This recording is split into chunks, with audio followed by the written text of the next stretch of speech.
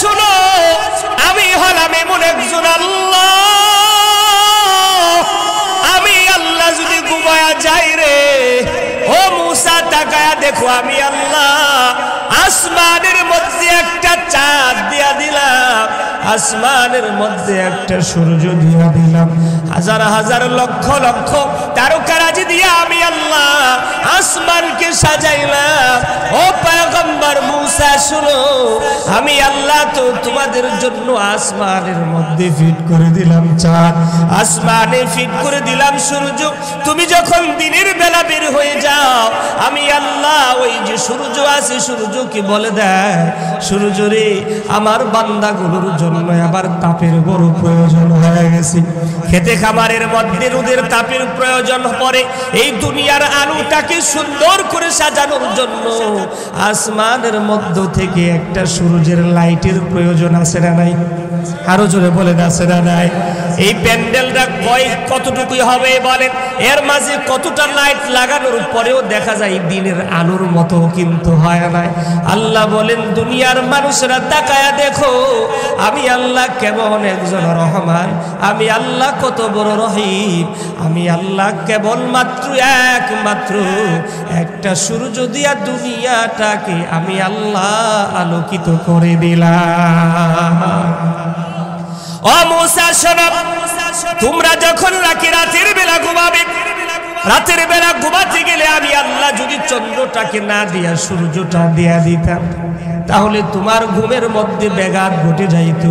এজন্য আমি আল্লাহ তোমার ঘরের মতোই ডিম লাইট বানাইয়া আসমানের মধ্যে যে চন্দ্র আছে তার আলোটাকে কম দিয়া ডিম লাইট বানাইয়া তোমাদের ঘুমের জন্য সুন্দর ব্যবস্থা করে দিলাম। সুবহানাল্লাহ। এবার শোনেন, মুসা আলাইহিস সালাতু ওয়াস সালাম কি বলি, আল্লাহু লা ইলাহা ইল্লা হুয়াল হাইয়ুল কাইয়্যুম লা তাখুযুহু সিনাতুন ওয়ালা নাওম। আল্লাহ পাক জানা দেন, আল্লাহ, আল্লাহ হচ্ছেন তিনি, লা ইলাহা ইল্লাল্লাহ, নেই কোনো মাবুদ আল্লাহ ছাড়া। আল্লাহ বলেন লা তাখুযুহু সিনাতু ওয়ালা নাওম, আমি আল্লাহ ঘুমাই না, আমি আল্লাহর ঘুমেরও কোনো ভাবও আসে না। এজন্য আল্লাহ পাক বলেন, মুসা রে আমাকে ঘুমে ধরেও না, আমার ঘুম স্পর্শ করে না, কারণ হলো আমি আল্লাহ যদি ঘুমায়া যায় তাহলে আসমানের মধ্যে তারকা এবং সূর্য চন্দ্র একটা আরেকটার সাথে লেগে এই দুনিয়াটাকে একেবারে বরবাদ বানায়া দিবি। এক নাম্বার হলো এটা, দুই নাম্বার হলো শোনো, আমি আল্লাহ যদি ঘুমায়া যায়, এই যে মাহফিল থেকে যদি কোনো আল্লাহর বান্দার যদি এমনটা নিয়ত করে বসে জিন্দেগিতে আর এমন কোন গুনাহ করবে না, গুনাহ করতে করতে জিন্দেগিটা বরবাদ বানায়া দিয়েছি।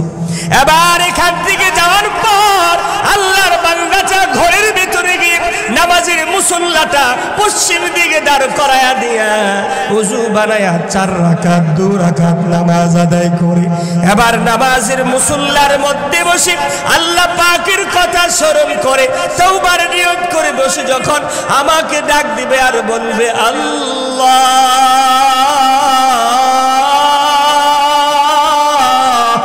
আল্লাহ,